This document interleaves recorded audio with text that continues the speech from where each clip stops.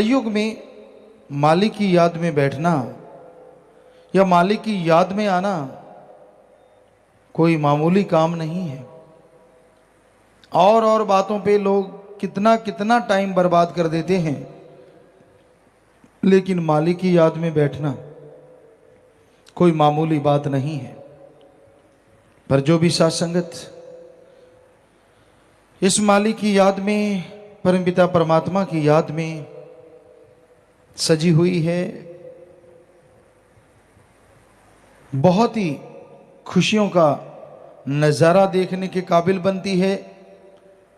जो भी जीव आके राम नाम में बैठते हैं उन्हें एहसास होता है खुद की कमियों का, खुद के गुणों का, अवगुणों का, और फिर गुणों को ग्रहण करके अवगुणों को छोड़ता हुआ जो इंसान आगे बढ़ता है उसे मालिक के नूरी स्वरूप के नज़ारे मिलने शुरू हो जाते हैं। तो आप सबका सत्संग में पधारने का तहे दिल से बहुत बहुत स्वागत करते हैं। जी आयनो क्षामदीद कहते हैं, मोस्ट वेलकम। तो सत्संग में आना, सुनना, अमल करना, ये तीन बातें आदमी के भाग्य को बदल सकती हैं, यानी अभाग्यशाली को बेहद भाग्यशाली बना सकती हैं। ये तीन बातें, सत्संग में आना, सुनना और अमल करना। तो संत, पीर, फकीर इस संसार में, इस दुनिया में सबका भला करने के लिए आते हैं, सबका भला मांगते हैं और भलाई के लिए दुआ करते हैं। वो कभी किसी का बुरा चाहकर भी नहीं करते, यानी कोई कहे, कोई बोले, किसी के कहने से भी किसी के लिए बुरा या बद्दुआ संत, पीर, फकीर कभी कर ही नहीं सकते। उनके हाथ हमेशा सबके लिए दुआ के लिए फैलते हैं कि हे मालिक, हे राम, हे ईश्वर, हे वाहिगुरु, हे गॉड, खुदा रब, सब तेरी औलाद हैं, सबको सद्बुद्धि बख्श ताकि हर कोई तेरी भक्ति करे और आवागमन से आजाद हो सके। संसार भौतिकतावाद में पगलाया है। काम, वासना, क्रोध, लोभ, मोह, अहंकार, मनमाया, काल ने इन सातों द्वारा जाल बिछाया है और रूपी जीव इनके लालच में बुरी तरह से आया है। दिन रात इन्हीं का गुणगान करता है और इन्हीं में उलझता जा रहा है। और जब बुरी तरह से उलझ जाता है फिर बेहद बेहद परेशान होता है, क्योंकि जो गुनाह हुए, जो बुरे कर्म हुए, उनकी सजा भोगनी पड़ती है। और जब गुनाहों की सजा मिलती है, जब गुनाह भोगने पड़ते हैं, तब व्याकुल तड़फता इंसान सोचता है कि उसके साथ ऐसा क्यों हो रहा है। कोई न कोई पाप कर्म, कोई न कोई बुरा कर्म इंसान ने जो किया होता है, उसका फल जब चुकाना पड़ता है तो आत्मा व्याकुल हो जाती है, मन तिल मिला जाता है और बेहद बेहद दुखी होता है इंसान। तो इंसान को हमेशा मालिक से मालिक को मांगना चाहिए, तो अपने आप मालिक की दया में रहमत मिलती जाती है। संत, पीर, फकीर मालिक के नुमाइंदे होते हैं। हर जीव को मालिक से जोड़ना, हर जीव को काल के चक्रव्यूह से बाहर निकालना, ये संत, पीर, फकीरों का काम होता है। मन जब हावी होता है तो ये हकीकत है, बिगड़ा मन गुरु का न पीर का। जब मन हावी हो जाए, मन मनमते लोगों के टोले में फंस जाए, तो बड़े से बड़े भक्त भी गुमराह हो जाते हैं। इसलिए मन से लड़ना सीखो, भक्ति करो, गुरु पीर फकीर पे दृढ़ विश्वास रखो, दृढ़ यकीन रखो, क्योंकि संत गुरु कभी किसी का बुरा सोचते भी नहीं। उनका हर कर्म हर किसी के भले के लिए होता है। भला करना सिखाते हैं, भले के लिए प्रेरणा देते हैं और भला करते रहते हैं। जो जीव संत पीर फकीरों की बात सुन के अमल करता है, यकीनन बेइंतहा उसका भला होता है। आज संसार में हर इंसान सोचता है मैं सुखी हो जाऊं और ज़्यादा सुखी हो जाऊं। तरह तरह की योजनाएं बनती हैं, बिजनेस है, व्यापार है, काम धंधा करना चाहिए, किसी को भी कोई रोक टोक नहीं। हमारा कहने का मतलब इनसे आत्मिक शांति, आत्मिक आनंद या परमानंद पाया नहीं जा सकता। ठीक है, शरीर के लिए, परिवार के लिए आप कमाएंगे, वो भी मेहनत से, हक हलाल से, तो बेहद खुशियां रहेंगी। और कहीं आप बुरे कर्मों से, पाप गुनाहों से कमाते हैं, तो वो दौलत आपके लिए एक तरह का चक्रव्यूह बन जाएगी, जिसे आप छोड़ तो नहीं पाएंगे, पर दुखी दुखी दुखी होते रहेंगे। जब आदमी गुरु संत पीर फकीर की सुनता नहीं, मन मते और लोग और मन के कहने चलता रहता है, तो दुखी होता है। संतों को कभी किसी से कोई दुश्मनी नहीं होती। क्यों होगी दुश्मनी? किस लिए होगी? वो तो सबका भला करते हैं। उनका आसन ही ऐसा होता है कि चाहे कोई उन्हें गालियां दे, बुरा कहे, गलत बोले, फिर भी उसके लिए दुआ करते हैं। कोई भी बात कहते हैं जीव को समझाने के लिए, मालिक से किए गए कौल इकरार याद करवाने के लिए, और उनका कोई मकसद किसी को डराना, बहकाना या गलत रास्ते पे ले जाना नहीं होता। तो इसलिए भाई, संतों के वचन सुन के उन पे अमल जरूर करना चाहिए। आप संतों के वचन सुनो। और संत क्या कहते हैं? नशा ना करो। कोई भी नशा आपको बर्बाद कर देगा। कोई भी देवी देवता किसी भी नशे का भोग नहीं लगाता। यहां तक हमने पढ़ा है, महादेव जी ने भयानक नशा जो जहर था उसको अपने कंठ में धारण तो जरूर किया, लेकिन पीने का आह्वान किसी को नहीं किया। सो कोई भी देवी देवता किसी का घर बर्बाद नहीं कर सकता। इसलिए नशों को वर्जित माना गया। जब समुद्र मंथन हुआ,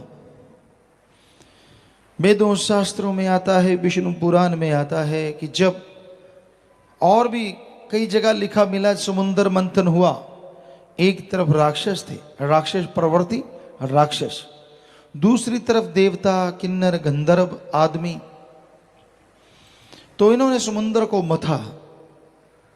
ये हकीकत भी हो सकती है, मालिक के खेल हैं, वो क्या बना दे, क्या करवा दे, कुछ कहा नहीं जा सकता। तो उसमें बहुत सारी वस्तुएं निकली, बहुत सारा सामान निकला, जो पूरी सृष्टि की बनावट के लिए का बाद में काम आया। तो उसमें जब नशा निकला होगा, तो वो भी किसी को दर्द है, दवा के रूप में कुछ अलग तरह की दवाई बनाई जा सके, शायद इसलिए पैदा हुआ। लेकिन उसको पिया नहीं, ना देवताओं ने, न गंधर्व, न किन्नर, न किसी ने नहीं, उसे पिया राक्षसों ने। तो इसलिए हिंदू धर्म में आया, नशे जितने भी हैं ये राक्षसी पीना है। इस्लाम धर्म में आता है, नशे शैतान का घर है। सिख धर्म में आता है, नशे गंदगी हैं, गंदगी। सुबह का शाम, शाम का सुबह उतर जाता है। पोस्त भंग अफीम मद नशा उतर जाए पर बात, नाम खुमारी नानका चढ़ी रहे दिन रात। कि जितने भी नशे हैं, शाम के सुबह और सुबह के शाम उतर जाते हैं। नशा करना चाहते हो, ओम हरि अल्लाह वाहिगुरु राम के नाम का करो। एक बार चढ़ गया तो दोनों जहान में नहीं उतरेगा। फिर संतों ने कहा कि आप मांस अंडा ना खाएं, आप शाकाहारी हैं, शाकाहारी भोजन लें, क्योंकि शाकाहार इंसान की बनावट भी है। हमारे धर्म शास्त्रों में तो साफ लिखा है शाकाहारी भोजन ही इंसान के लिए अति उत्तम है। यहां तक विज्ञान की बात करें तो अपने बहुत सारी बातें शाकाहारी जीवों से मिलती हैं, मतलब ज्यादातर क्या, बहुत ज्यादा। हाथ के नाखून हैं, हाथ है, दांत हैं, जबड़ा है, क्योंकि मांसाहारियों के दोनों जबड़े लगभग हिलते हैं और शाकाहारी का एक जबड़ा हिलता है। तो दांत हैं, जबड़ा है, आंतड़ियां हैं। मांसाहारी की जो आंत होती है वो मालिक ने बनाई छोटी होती है। डाइजेस्ट सिस्टम इस तरह का होता है कि जल्दी हजम हो, जल्दी चला जाए, लेकिन आदमी की आंत तो बहुत लंबी है और इसमें भोजन अगर वैसे ही तड़के खाया जाए तो उसको पचने में ही 12 से 18 घंटे लगते हैं पूरी तरह से।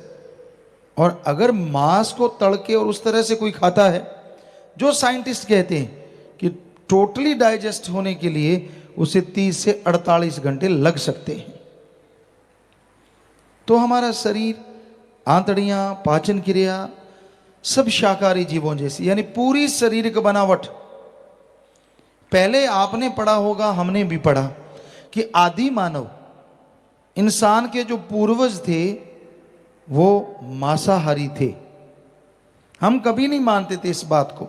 बहुत बार बच्चों में बहस होती, क्योंकि सतगुरु ने, दाता ने 4-5 साल के थे हम तभी नवाज दिया था, अपने नाम से, अपने प्यार से, अपनी मोहब्बत से रंगा था।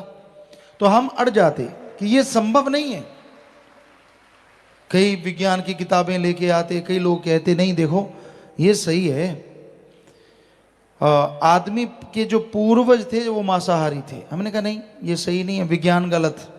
और यकीन मानिए सतगुरु इतना कॉन्फिडेंस देते कि वही होता, और वाकई वही हुआ। अब साइंस, विज्ञान ने पिछले कुछ महीने या साल हुआ होगा, ये साबित कर दिया है कि हमारे पूर्वज या आदि मानव जो थे वो भी शाकाहारी थे, वो भी कच्चा या पका के भोजन खाया करते थे। तो हमने बहुत पहले ये बात कही थी कि ये हो नहीं सकता, ये गलत है, ये विज्ञान की थ्योरी गलत। कि आदमी की शरीर की बनावट ही ऐसी नहीं, चाहे नाखून कैसे भी हैं, कैसे मुड़ जाते थे, लेकिन किसी पशु की चमड़ी को फाड़ना कोई आसान काम नहीं। या हाथों से शिकार करना होता तो आदमी पत्थर के हथियार, लकड़ी के हथियार क्यों बनाता? असल में वो पशुओं को मारने के लिए नहीं, आत्मरक्षा के लिए वो हथियार बने थे, जिसे विज्ञान ने कहा शिकार के लिए बने। जी नहीं, हम इसे भी गलत साबित करते हैं।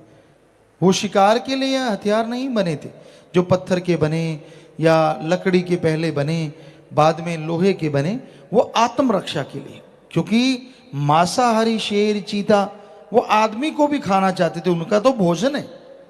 तो आदमी लड़े, कोशिश की अपने नाखूनों से, अपनी पावर से, तो उनको जीत नहीं पाए। फिर उन्होंने अपने दिमाग का इस्तेमाल किया और उस दिमाग से उन्होंने ऐसे ऐसे हथियार बनाए जो उन पशुओं को पछाड़ने लगे। और आदमी गुस्सा इतना आया कि वो पछाड़ता ही नहीं था, उनको खाने भी लगा।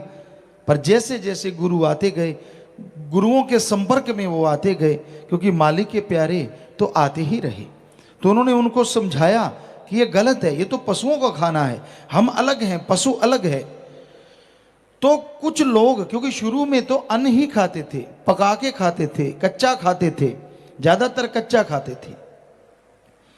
तो फिर जब उनको गुस्सा आता कि पशुओं ने हमारे ऐसे मार दिया, ऐसे, तो पशुओं को वो खाने लगे थे। और फिर गुरुओं ने, संतों ने आके समझाया, गुरु आते रहे, संत आते रहे, तो फिर लोगों ने धीरे धीरे चीज छोड़ दी। और आज तो करोड़ों में है जो शाकाहारी हैं, जो वाकई मालिक की उस कुदरत की बनावट को बिल्कुल सार्थक कर रहे हैं और मान रहे हैं। तो मांस अंडा नहीं खाना चाहिए। मांस में कोई ज़्यादा ताकत नहीं होती। अंडे में 13 से 15% प्रोटीन है और चिकन में हमारे ख्याल से 20 से 23.5% प्रोटीन होगा। जबकि दालें हैं, मूंगफली है, इनको अगर माने तो इनका 25 से 30% प्रोटीन इनमें पाई जाती है, जो शरीर को मसल बनाती है, पावरफुल बनाती है। तो शाकाहारी चीज़ों में ताकत ज़्यादा है। और सोयाबीन को तो कहना ही क्या है। सोयाबीन में 43 से 45% प्रोटीन पाई जाती है, अंडे से सीधी 3 गुना, चिकन वगैरह से सीधी डबल। और भी नए नए तरीकों से सोयाबीन का दूध है, पनीर है, यहाँ भी रिसर्च की जा रही है। आश्रम में भी ये बनने लगा है थोड़े स्केल पे। जब बड़ा बनेगा तो ये सेवादार बताएंगे। तो उसे वाकई अपने आप में वो एक अलग चीज़ है, बहुत ही फायदेमंद है। बड़े बड़े डॉक्टर इस बात को स्वीकार करने लगे हैं। तो आदमी बना ही शाकाहारी है, शाकाहार के लिए। और धर्म भी कहते हैं, मांस मछुरिया खात है, सुरापान के हेत ते नर जड़ से जाएंगे जो मूली का खेत। जमींदार भाई जानते हैं, गाजर मूली बो दो खेतों में, और जब उस फसल को लेते हैं तो खेत में बकाया क्या रहता है? कुछ बाकी चीज रह जाती है? जी नहीं, क्योंकि वो गाजर मूली को खींचते हैं तो वो खेत में कुछ भी नहीं रहता। उसी तरह जो मांसाहार का आहार करते हैं वो मालिक की निगाह से दूर हो जाते हैं और जन्मों जन्मों के चक्कर में, फेर में अटक जाते हैं, निशान उनका खत्म हो जाता है। इसलिए मांसाहार नहीं करना चाहिए। आज दुनिया के बहुत से लोग, बहुत जगहों पे ऐसा होने लगा है, आदमी का मांस खाने लगा है। बच्चों को, छोटे से बच्चे होते हैं, माँ के गर्भ से निकाला जाता है, उनका कहीं सूप बनाते हैं, कहीं अचार बनाते हैं, कहीं डिब्बाबंद मांस बनाया जाता है। उसमें आदमी के बच्चे को साफ करता है काट के, फिर उसको तलता है, भूनता है। डिब्बा बंद मांस औरतें भी खरीदती हैं, आप देख सकते हैं। इनका अचार तक डाला जाता है छोटे से बच्चे का। माँ के गर्भ से 5 महीने का होता है तब उसको निकाला जाता है। जी आप देख सकते हैं कैसे ये मांस खाया जा रहा है। तो बेहद दर्दनाक है ये मंजर। अगली तस्वीर में आप देखेंगे कि कैसे उन बच्चों का सूप बनाया जाता है। उन बच्चों को साबुत ही उबालते हैं, जैसे टमाटर का बाकी और वेजिटेबल सूप बनता है, इसी तरह उनको उबाला जाता है और उनका सूप, खोपड़ी का, शरीर का निचोड़ के सारा सूप बना देते हैं, स्किन वगैरह उतार के, जो भी फालतू की चीज़ें, हड्डियाँ निकाल के। आप देख सकते हैं एक प्याली में नन्ही सी खोपड़ी भी है इस फोटो में। क्या हाल है! क्या राक्षस तौबा नहीं करते होंगे? ये तो हमारे भी बाप है, ऐसा तो हमने कभी सोचा भी नहीं। कहते हैं इसमें ताकत बड़ी होती है, जो कि बकवास है, सब झूठ है, ये सही नहीं है। आप देख सकते हैं किस तरह से इंसानियत का नाश हो रहा है। अपने देश में देखते हैं, जब 2 लड़कियां हैं या एक लड़की तीसरी आने वाली हो तो उसका अबॉर्शन, सफाई करवा देते हैं, और वो सफाई उस बच्ची को या तो गर्भ में ही इंजेक्शन लगाते हैं या फिर उसके टुकड़े टुकड़े कर दिए जाते हैं। यहाँ ऐसे सत्संगी बैठे हैं जिन्होंने अपनी बेटी को बेटे से बढ़ के प्यार दिया और बेइंतहा खुशियां वो ले रहे हैं। हमें बड़ा गर्व है ऐसे लोगों पे, ऐसे माँ बाप पे, कि जिन्होंने अपने सदगुरु की बात को निभाया। कोई और बच्चा नहीं लिया कि ठीक है बेटी हो गई, ठीक है, ये बेटी को ही सब कुछ माना। तो भाई आइंदा आप कोई भी ना तो भ्रूण हत्या करेंगे ना करने देंगे, ये आपसे प्रार्थना है। तो आप हाथ खड़ा करके कसम खाएं कि हम किसी भी किस्म की कोई भ्रूण हत्या नहीं करेंगे ना करने देंगे। तो मालिक आपको बेइंतहा खुशियां बख्शे, घर में खुशियां आए और मालिक से ओढ़ निभे। सबको बहुत बहुत आशीर्वाद। हाथ नीचे कर लीजिए। तो बेहद खुशी होती है जब आप वायदा करते हैं।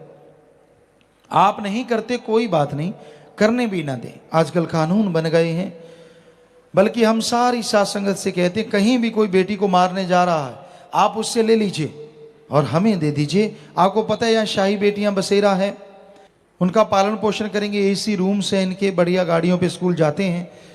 तो जहां हमारी करोड़ों बेटियां हैं, कुछ और बेटियां आ जाएंगी तो कुछ फर्क पड़ने वाला नहीं है। ये आपसे गुजारिश है। तो भाई, ये मांसाहार इंसान को शैतान बना रहा है। फिर तीसरा परहेज, पर नारी पैनीशुरी मत को इलायो अंग, रावण के 10 शीश गए पर नारी के संग। इस्लाम धर्म में पवित्र कुरान मजीद शरीफ में लिखा है, जायज रिश्ता अख्तियार करो, नाजायज रिश्ता दोजख की आग में जलाएगा। अगर ऐसी हराम खोरी करोगे तो दोनों जहां में दोजख की आग जलाती रहेगी। यानी कैरेक्टरफुल बनिए।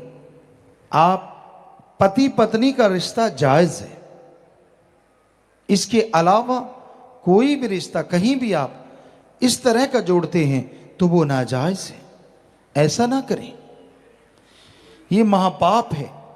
1 लाख पूत 1.25 लाख नाती, 13 घर दिया ना बाती। जिसके 1 लाख बेटा 1.25 लाख नाती थे, उसने सीता जी को उठाया पर नारी, तो उसका हश्र क्या हुआ? क्योंकि सीता जी नहीं चाहते थे, वो तो अपने राम के पुजारी थे, और रावण ने उठाया, जबरदस्ती की उसके साथ, और फिर उसका हश्र 1 लाख पूत 1.25 लाख नाती, 13 घर दिया ना बाती। तो ऐसा हश्र हुआ, इतना बुरा हश्र हुआ। ये बात हकीकत में है, यही सच्चाई है। सिख धर्म में भी आता है, रिश्ते इंसानों में होते हैं, पशुओं में न के बराबर। जिस दिन आदमी पशु बनेगा, इधर भी नरक उधर भी नरक। और एड्स या भयानक बीमारियां जो आ रही हैं, ये पशु से आई हुई बीमारियां हैं। आदमी यहां भी भोग रहे हैं और आगे भी भोगेंगे। 80-80, 100-100 किलो के नौजवान आते हैं, यहां कई बीमार आते हैं, 40 किलो वजन रह गया, नरकंकाल, मौत मांगते हैं, मौत नहीं मिलती। ऐसी भयानक बीमारियां। तो ये बुरे कर्म ना करो। ये हमारे दाता रहबर मालिक, कुल मालिक रहबर साईं मस्ताना जी महाराज, शास्त्रधाम जी महाराज ने हमें शिक्षा दी, और अब वो ही बुलवा रहे हैं। हम तो खाकसार चौकीदार आपके सेवादार हैं जी। तो इन बुराइयों से परहेज करो। और आज आपको ये बताएं, यहां तक बेटियों की चर्चा हुई, हम दावे से कहते हैं, अपने तजुर्बे से कहते हैं, सतगुरु हर तरह का तजुर्बा करवा रहा है। हमने बेटे भी बना बना देखे, सभी बेटे हैं आप, और बेटियां भी। तो बेटे भी कम नहीं हैं, पर अगर ये समाज को देखें, ये समाज पुरुष प्रधान है, इसमें बेटे आगे आ रहे हैं। कोई छोटी बात तो नहीं, बहुत बड़ी बात है। लेकिन हमारी बेटियां जो परमार्थ में, सेवा में, नेक कामों में आगे बढ़ रही हैं, ये बेमिसाल बात है, बेमिसाल। शायद पूरे छोटे बेटे हैं आप, और बेटियां भी। तो बेटे भी कम नहीं हैं, पर अगर ये समाज को देखें, ये समाज पुरुष प्रधान है, इसमें बेटे आगे आ रहे हैं। कोई छोटी बात तो नहीं, बहुत बड़ी बात है। लेकिन हमारी बेटियां जो परमार्थ में, सेवा में, नेक कामों में आगे बढ़ रही हैं, ये बेमिसाल बात है, बेमिसाल। शायद पूरे देश में ऐसी मिसाल नहीं होगी। यहाँ ये बेटियां, ये हमारी बच्चियां नेकी में, मानवता भलाई में, भले कामों में डट के आगे बढ़ रही हैं, डट के आगे बढ़ रही हैं। पूरे समाज की परवाह नहीं करती। क्या क्या इल्जामात नहीं लगाए जाते इन पे, क्योंकि लड़की पे लगाना बड़ा आसान होता है, उस पे थोप देना, ये ऐसी है, ये वैसी है, ये वो करती है, ये फला करती है। लड़की किसी को कहे तो भी लोग मानते जल्दी हैं। क्या क्या नहीं किया गया, समझदार को इशारा काफ़ी। लेकिन इनके हौसलों को कोई राई भर ना डुला पाया, और मालिक से दुआ ना कोई डुला पाए। इतनी हिम्मत मालिक ने दी, इतनी रहमत है। जो मानवता के लिए निकल लिए, बेप्रवाह जी ने वचन फरमाए हैं, बन के प्रेमी फिर दिल नू डुलाउणा की, अगे नू बधा के पैर पिछे नू हटाउणा की। हमें मान है हमारी इन बच्चियों पे, हमारी बेटियों पे और बेटों पे भी, क्योंकि जवानी आज इतना कुछ कर रही है नौजवान, क्या क्या नहीं गुल खिला रहे, नशे करते हैं गंदे से गंदा, और वैश्यावर्ती करते हैं, समलैंगिकता में सभी तरफ से बुरा हाल है। पर धन्य ये जवानियां दोनों तरफ की जो इतनी आगे बढ़ रही हैं, अधेड़ अवस्था, बुजुर्ग, सब ही धन्य हैं जो इस कलयुग में मालिक की याद से जुड़े हुए हैं। कोई छोटी बात नहीं है प्यारी साध संगत जी, बहुत बहुत बड़ी बात है कि हमारे बेटे, ये बेटियां, सब लोग इतना मालिक के नाम पे परमार्थ में तन मन धन से हर क्षेत्र में तरक्की कर रही हैं, और हर तरह का मुसीबत पहाड़ जैसी भी आती हैं उसको चकनाचूर करते हुए राम नाम के मार्ग पे बढ़ रही हैं और बढ़ती रहेंगी। दोनों तरफ से ये रूहें बढ़ रही हैं, दोनों तरफ से, आदमी है, औरत है। जिसको राम नाम की लौ लग जाए, अरे बुल्ले को कंजरी कहा गया। पता नहीं इतिहास में कितनी भक्त औरतें हुई जिनको वैश्या का नाम दिया गया, लेकिन वो मालिक के प्यार में ऐसी नाची कि मीरा बन के आज उनका नाम इतिहास में अमर हो गया और इनका अमर होता रहेगा। ये समाज बड़ा दोगला है। तो भाई इस समाज का कुछ भरोसा नहीं, अपना उल्लू सीधा करने के लिए ये क्या से क्या बना दे। लेकिन यकीन मानिए, राम नाम अल्लाह मालिक की भक्ति इबादत करने वालों का काल महाकाल ना बाल बांका कर सका और ना कर पाएगा। ये बेपरवाह जी के वचन हैं, शायद पुराने सत्संगियों ने सुने होंगे कि तीनों वचनों पे पक्का हो, सुमरन करता हो, सेवा करता हो। बेपरवाह जी ने एक सत्संग में, शायद पंजाब साइड में, कहीं ये वचन फरमाए कि उसका तो एटम भी कुछ नहीं बिगाड़ सकता। ये कोई मामूली बात नहीं, इतने बड़े वचन। साईं मस्ताना जी महाराज ने तो कितने वचन सच्चे सौदे के मुरीदों के लिए लाके दिए। ऐसी गिफ्ट, ऐसा तोहफा जो मुरीद कल्पना भी नहीं कर सकता, इतना कुछ बख्श के लाए कि जी गरीबी ना रहे, अमीर हो जाएं। और यहां कितने सत्संगी बताते हैं, मेरे पास साइकिल था, मेरे पास कुछ भी नहीं था, ढंग का घर नहीं था, कोई सोच ही नहीं थी, और मालिक ने हवा में उड़ार करवा दी, कारों पे बिठा दिया, पता नहीं क्या से क्या बख्श दिया, और वो बख्शते रहेंगे। तो भाई हकीकत हम कोई अपनी बड़ाई नहीं कर रहे, अपने मालिक दाता रहबर की, जिन्होंने सच्चा सौदा बनाया। और धन्य वो मुरीद आप सब, धन्य माँ बाप जो लगातार दृढ़ता से इस पे चले आ रहे हैं, और कई गुना बढ़ के चलेंगे, और मालिक का तो सैकड़ों करोड़ों गुना हो सकता है आने वाले टाइम में। यह रहमो करम बढ़ता जाए, कुछ पता नहीं। तो अंदर बाहर से झोलियां भरती रहेंगी। जो राम नाम के पुजारी हैं, बस वचनों पे रहिए। तो हमारा कहने का मतलब, क्या लड़के क्या लड़कियां, आप रोजाना देखते हैं, कुछ दिनों से तो खास करके तन मन धन से ये परमार्थ में एक दूसरे को पिछाड़ने में लगे हुए हैं। वो पल पल की भक्ति मालिक मंजूर कर लेता है। जब ये स्कीम लड़ाते हैं, कैसे करें, क्या करेंगे, क्या नहीं करेंगे, तो कबीर जी ने कहा था हर श्वास सुमरण ऐसे करवाता है मालिक, जब करवाने पे आ जाए। सारे सोचते थे, कई बच्चे ये हमसे पूछा करते थे, पिताजी ये कैसे संभव हो सकता है, पल पल का सुमरण तो हो ही नहीं सकता। तो ऐसे करवा लेता, वो करवाने वाला डाडा है। इनकी स्कीम चलती है, ये करेंगे आपा बैठ के, वो करेंगे, इस तरह से करेंगे, फिर उधर वाले ये ना कर जाएं, और इधर वाले सोचते हैं उधर वाले ना कर जाएं। सबका कुछ ना कुछ चोंच में चलता ही रहता है।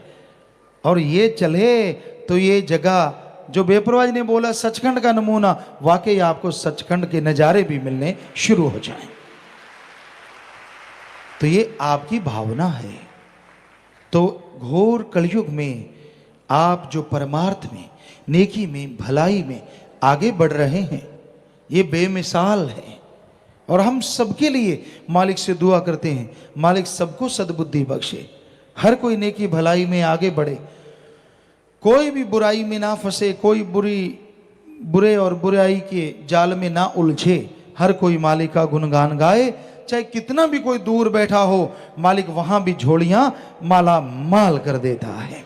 और जो सत्संग में लगातार चल के आते हैं, रूहानी मजलिसों में आते रहते हैं, कहना ही क्या है, बस जब बैठो भावना शुद्ध रखो, मालिक से लिप जोड़ के रखो। यहाँ किसी भी तरह की अन्य अलग तरह की हरकत ना करो, ध्यान मालिक से जोड़ो, तो वो पता नहीं क्या कुछ आपका पल पल का मालिक मंजूर करेगा। ये मालिक कहने सुनने से परे रहमत कर रहा है।